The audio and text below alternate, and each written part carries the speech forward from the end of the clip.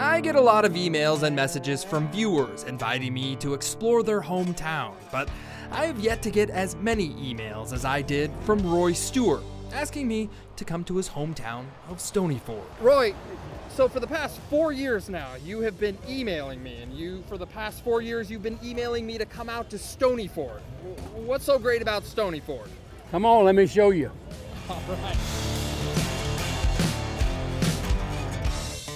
Stonyford's at the eastern edge of Colusa County. It's cattle country, remote, and less than 150 people live out here.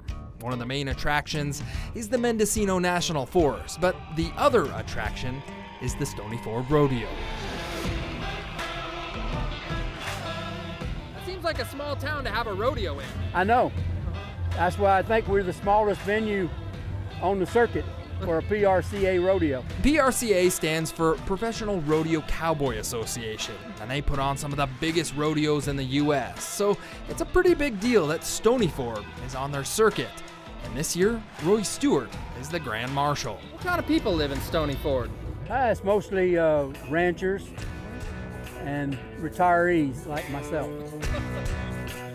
The ranching and rodeo lifestyle of Stonyford dates back to the 1890s when the town was founded. And the best person to talk about that is Joyce Bond, the town historian.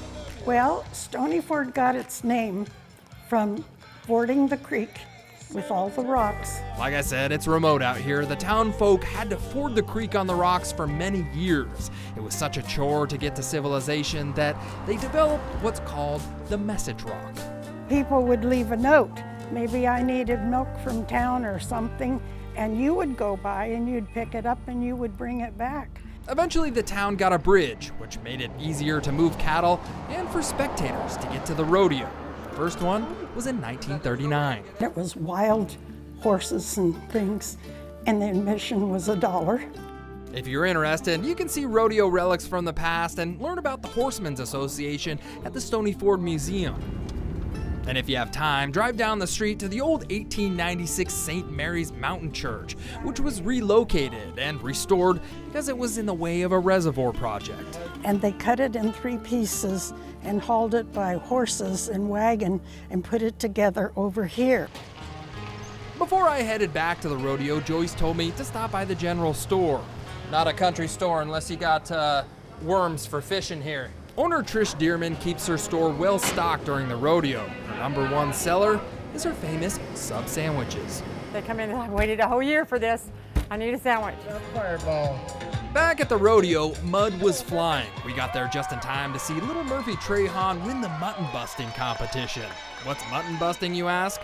Well, the rules are pretty simple. The kid who rides the sheep the longest wins. What was it like when he opened the gate up? I fell down. Especially in this. You did? Yeah. The mud this year had everyone tripping and falling, including the rodeo clown. According to barrel racer Emma Canilia, it's not normally like this. No, it's usually like 90, 100 degrees here, and so it's kind of weird that it's raining this year. Yes, it's remote, and yes, it's not that populated, but the town of Stonyford has a certain welcoming charm about it, and a heck of a rodeo for anyone looking to experience California's cattle country. Kind of a cow town, yes. From the Stonyford Rodeo, I'm John Bartell. Hope to see you on the Backroads.